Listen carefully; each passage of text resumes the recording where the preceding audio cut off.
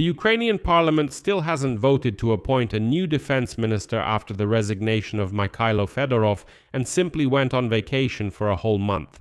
Ukraine has effectively been left without a defense minister, although Zelensky was quick to appoint an acting minister.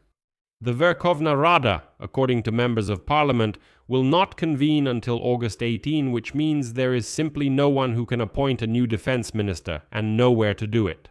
Mikhailo Fedorov was dismissed. There is no full replacement yet, and the duties have temporarily been assigned to Yevhen Kamara, who had also temporarily held the position of head of the security service of Ukraine for 6 months after Maliuk was dismissed.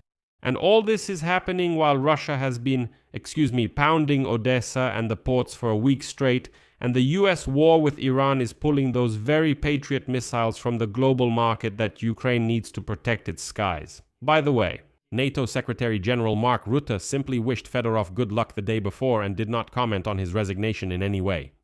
How did a country that is fighting every day end up in a situation where the president is forced to look for a new defense minister, and what risks does this pose right now on the front and for air defense? Let's figure all this out honestly.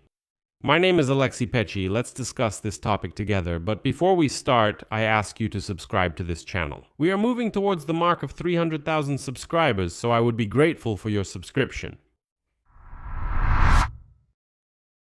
So, first let me briefly explain how we got to this point, briefly and in chronological order. On July 14, Volodymyr Zelensky dismisses the entire cabinet of ministers formally for the sake of updating the strategy. In fact, this is a convenient way to remove one person, the Minister of Defense Mikhailo Fedorov, without firing him personally. The entire government resigns, and then you simply don't include the unwanted person in the new cabinet. On July 15, the decision is confirmed: Fedorov will not be in the new cabinet. The Verkhovna Rada approves Serhiy Koretsky as the new Prime Minister of Ukraine, but there is a delay in appointing a defense minister. Apparently, they plan to nominate Ihor Klimenko, who is currently the head of the Ministry of Internal Affairs. But the process stalled. The Verkhovna Rada could not reach an agreement, and the duties of the Minister of Defense were temporarily assigned to the former acting head of the Security Service of Ukraine, Yevhen Kamara. Meanwhile, President Zelensky is holding meetings with combat commanders. On Friday, the President's office announced that a special meeting of the Supreme Commander-in-Chief's staff is being prepared. Combat commanders of the Corps and key arms manufacturers will be involved in this staff meeting. President Zelensky has already held a meeting during which he heard reports from the heads of key areas. Among the speakers were the commanders of the Unmanned Systems Forces, Robert Magyar Brody, commander of the Azov National Guard Corps, Denis Prokopenko, commander of the NGU Kartia Corps, Igor Abolensky, deputy commander of the Air Assault Forces, Andriy Tkachuk, and acting commander of the 19th Army Corps, Valery Skret, as well as the commander of the 3rd Army Corps, Andriy Beletsky. There were also a lot of different meetings, including with Flesham. The main topic of discussion was the situation at the front, that is, the commanders reported on the destruction of the occupiers' forces and the supply of the units. Ukrainian defense remains active. The supply of drones is the next topic. Key attention was given to the large-scale supply of drones to the front, operating at operational depth. The challenges in the production and supply of fiber-optic drones were also discussed. Next, the issue of personnel distribution was discussed. At the meeting, the effectiveness of the program for fair allocation of people among combat brigades was noted. These have been in effect since last December. Then the issue of foreign volunteers was raised. The experience of the Kartia Brigade in attracting foreigners will be expanded to other units. And the issue of prisoner exchange was also raised. Special attention was given to the return of Ukrainian soldiers from captivity. As a result, the relevant agencies will receive the appropriate instructions. And following these meetings, President Zelensky stated, quote, "We're organizing a special meeting with the command post, corps commanders, and key producers of the weapons and equipment currently needed at the front. Let me remind you that earlier, the Commander-in-Chief of the Armed Forces, Oleksandr Syrsky, stated that supposedly the former Minister of Defense, Mikhailo Fedorov, while in office, did not provide the front with what the military demanded. They say the military demanded one thing, but he was purchasing something completely different. But while Zelensky is holding such meetings, the very problem mentioned in the headline of this episode is coming to the surface. To appoint a full-fledged Minister of Defense, a vote in the Verkhovna Rada is required. And according to the deputies, the Verkhovna Rada is not planning to hold a session until August 18. They have gone on vacation. War is war, but our lawmakers' vacations are right on schedule. So, between firing the old and appointing the new Minister of Defense, there is a gap of about a month, which is covered by the acting minister. And let me remind you, actually, according to the law, an acting minister is a person with limited powers and without the political weight of a full minister. Now let's discuss why this is not just a bureaucratic formality, but a real problem. Let's break down exactly what risks this month with an acting minister in the Ministry of Defense creates. The first and most important thing is, unfortunately, the loss of momentum at the worst possible moment.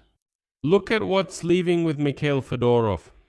At the briefing, he himself listed what was his personal project. He took a risk and redirected the money. The money, originally allocated for military salaries at the end of 2026, was redirected to long-range strikes, fiber optic drones, and reconnaissance systems.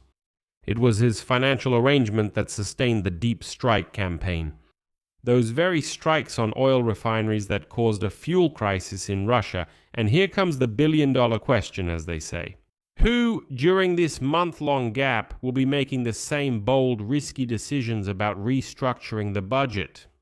There is a high risk that for this month, the system will switch into a mode where we're not touching anything for now, we'll wait for the new boss, and only then will we make decisions. Or to the mode of, we just do what the president's office tells us, without arguing about anything. Since there isn't a full-fledged boss right now, let it stay like this for now. The second issue is army unity. We remember what caused everything. The conflict between Fedorov and Commander-in-Chief Syrsky and the ultimatum from the generals to Zelensky. So the dismissal of the Minister of Defense did not resolve this conflict. It exposed it. The deputy commander of the Air Force, Colonel Yelizarov, resigned, directly stating, quote, "The dismissal of Fedorov will weaken our air defense and lead to more deaths from Russian attacks." When, in the midst of war, people like this leave because of political intrigue and there is no new full-fledged Minister of Defense, it directly undermines the Army's command and control. But here it's also worth considering that Ukraine might simply be preparing for the fall, because that's why all this upheaval is happening. And since Russia might be preparing a new wave of mobilization for the fall, we also need to be ready for this. The third point is the negotiation aspect. There's a very important nuance. The Minister of Defense is also a figure on the international stage, in the Saturday negotiations in the Ramstein format and in contacts with partners on arms supplies.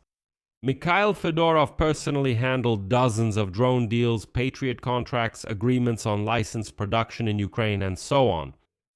The acting Minister of Defense is hardly able to conduct such negotiations on an equal footing. Partners, once again, might simply wait, as they say, for the real minister. And this month of standstill in arms diplomacy is already a problem. But this is also a problem on the domestic front. The first blow is to Odessa and the ports. According to reports, Russia has been intensively striking the Odessa area for a week now, specifically targeting maritime logistics, ports, and ships. And by the way, cargo ships have already started refusing to enter the Odessa port. The enemy always senses when their opponent has a weakness in management and presses at that very moment, leaving the defense in the acting minister's hands right when the enemy is increasing strikes on critical infrastructure, in my opinion, is still a questionable decision. The second blow is less obvious. Right now, Iran is simply draining all the Patriot interceptor missiles. We discussed this in separate episodes. The war between the US and Iran, with 6 consecutive nights of mutual strikes, the blockade of the Hormuz Strait, all of this is consuming American Patriot interceptors at a tremendous rate. According to the Center for Strategic and International Studies, the US has already used up half of its THAAD stockpile and almost half of its Patriot missiles, and it will take years to replenish them. And it's precisely at this moment, when there's a global scramble for every single Patriot missile, people are literally fighting over these missiles.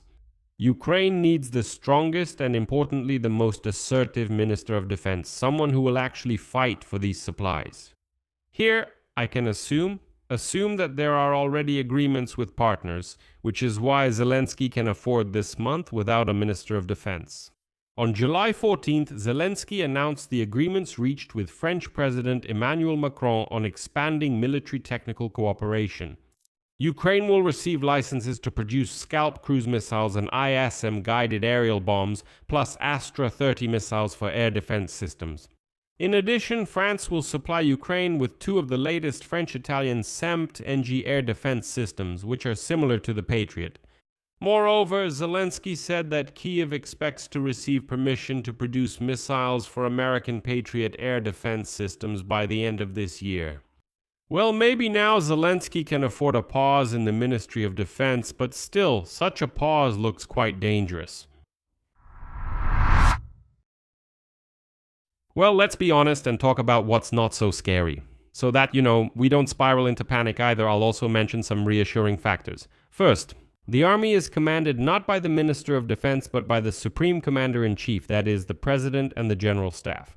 The Minister of Defense is primarily responsible for logistics, procurement, finances, and politics, not for the operational command of the troops. So, in a combat sense, the army retains its command. Orders are given by Zelensky, Syrskyi, and the General Staff. And this chain of command continues to function perfectly well. Second, the procurement system that Fedorov established is digitalized and institutional, which is important. It won't collapse just because the minister's seat remains vacant for a month. No. Factories will keep making drones, contracts will be met, and the system will keep going on its own. The issue isn't about stopping, but about slowing down and losing the courage to make decisions. On the other hand, that's exactly why Zelensky is gathering this high command meeting, where on one hand, there will be combat commanders of the corps, and on the other hand, weapons manufacturers, so they can negotiate purchases and deliveries directly. Third, the new Prime Minister Koretsky publicly promised to ensure uninterrupted supply of the Ukrainian armed forces with Ukrainian defense industry products and Western weapons. That is, the issue of supply has not been formally abandoned. The government will handle it, as well as the president personally, so there is no catastrophe here. But there is a month of vulnerability, a month of reduced effectiveness at the hottest moment, and that is still bad. And, micromanaging these processes has never led to anything good. Let's sum it up. Ukraine is entering a very dangerous period. An effective defense minister has been dismissed. There is no full replacement for him yet. There are only acting officials. The Verkhovna Rada will only convene on March 18. And all this month, the Defense Department is operating with the brakes on under the leadership of the acting official. This coincides with intensified Russian strikes on Odessa and the global fight for Patriot missiles because of the war with Iran. It's obvious that the pace of strikes on Russia this month may decrease, simply because the entire cabinet of ministers is being reshuffled. And here's the main question that you should keep in mind all this time. Will the campaign of long-range strikes on Russian oil refineries continue at the same pace without Mikhail Fedorov? Or will Russia get a respite just when it was closest to a fuel collapse? We will have our answer very soon. By the intensity of strikes deep inside the Russian Federation in the coming weeks, if the pace of these strikes continues, it means Fedorov's system has outlived its creator. If the pace drops, it means this month will cost Ukraine a lot. I'll leave it at that. Share your opinions and conclusions in the comments below this episode. Subscribe to the channel, hit the bell, and don't forget to like. If you want to support the work of this YouTube channel, you can do so with any donation using the links and details in the description of this video. I will be grateful for any support. That's all for now. Take care of yourselves. Goodbye, everyone. Subtitles.